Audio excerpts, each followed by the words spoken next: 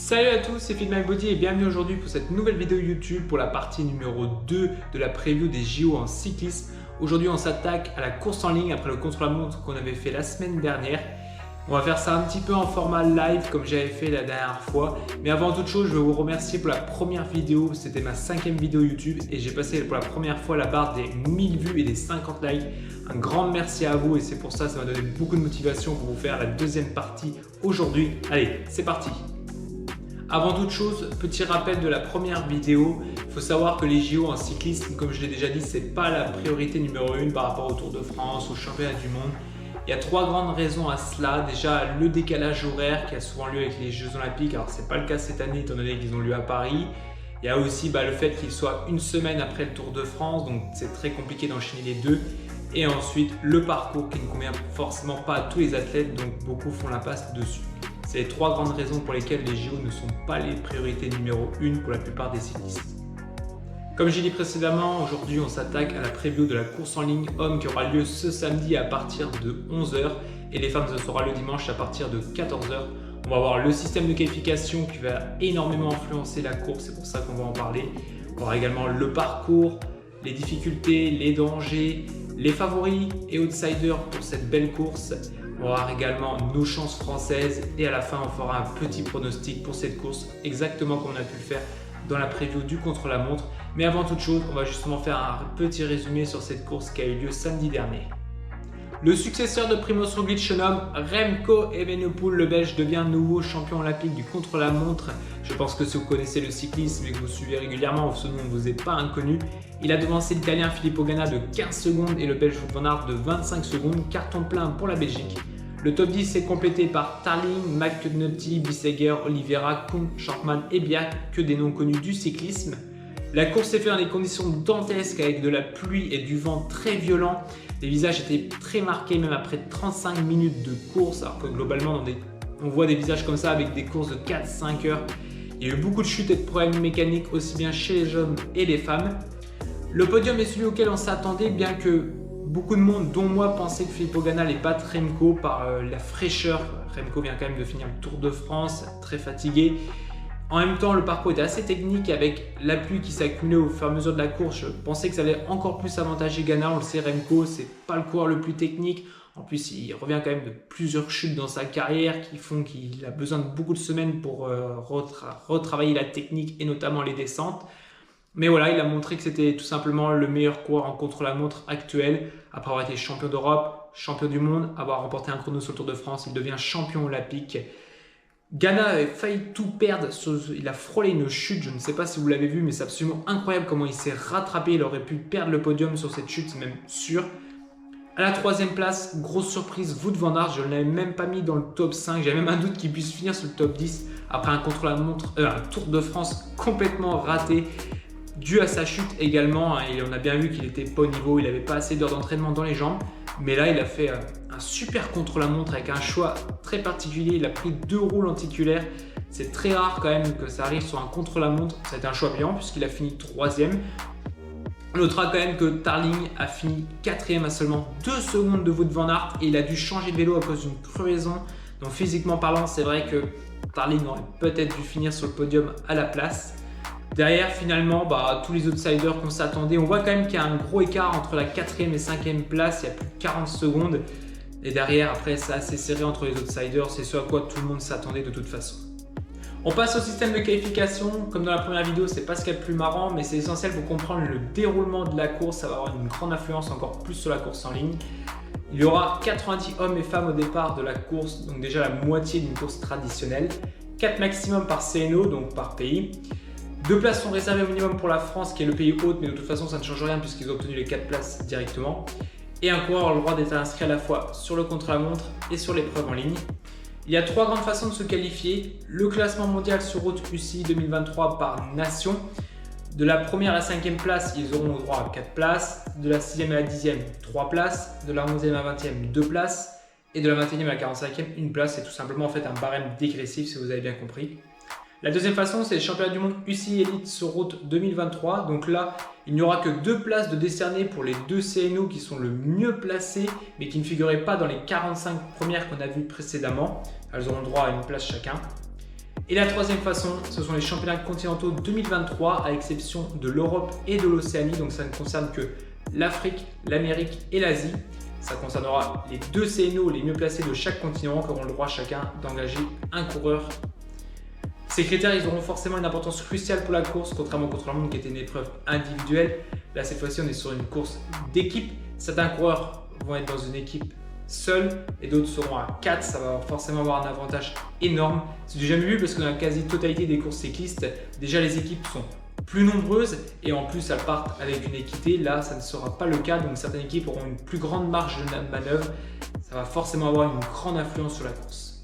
Le parcours, 273 km et 2800 mètres de dénivelé positif. Pour ceux qui se demandent à quoi ça correspond, on est quasiment sur une des plus grosses étapes du Tour de France ou un monument du cyclisme pour la distance. Et le dénivelé, c'est pas mal. On n'est pas sur une étape de montagne non plus à 4 ou 5 000. Mais néanmoins, le cumul kilomètres plus dénivelé va rendre la course très difficile.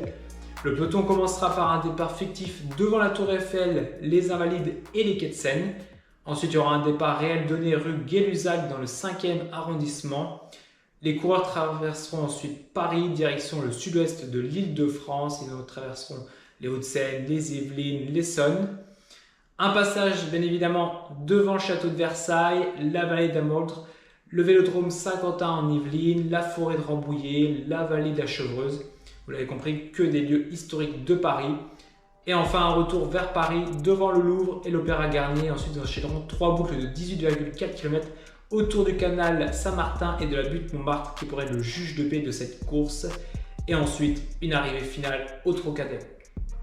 Les difficultés, il y en a une douzaine de répertoriées, mais rien de difficile sur le papier, question pourcentage et distance. Néanmoins, elles vont s'enchaîner une par une, surtout dans le final. Elles vont être surtout montées à bloc par les coureurs. Le parcours est essentiellement urbain, surtout dans le final, avec des parties très techniques, beaucoup de courbes, de virages, d'angles à 90 degrés, des changements de revêtement, des routes qui seront parfois larges, parfois étroites. Il y aura aussi des petites montées qui vont s'accumuler, c'est mal plat comme on dit. Il y aura aussi la présence de légers pavés dans le final qui pourraient avoir leur incidence. Vous l'avez compris, c'est un parcours usant. Tout ce que je viens de vous citer, c'est les principales difficultés. Il va falloir être assez polyvalent et technique sur ce parcours. Les favoris pour cette course en ligne, tout d'abord on va noter l'absence du tour du titre comme du contre-la-montre de Richard Carapaz qui a été préféré à Jonathan Narvaez par la sélection équatorienne. Également Pogačar qui s'est retiré de la course en début de semaine dernière et Vingegaard et Roglič qui n'étaient pas prévus sur cette course en ligne. Des grands noms et des grandes absences qui forcément réduisent un peu la beauté de la course, mais vous allez voir qu'il y a quand même d'autres grands coureurs, des sacrées pépites. Il y a aussi pas mal de coureurs qui sont là pour représenter leur pays, qui ont obtenu une place de quota.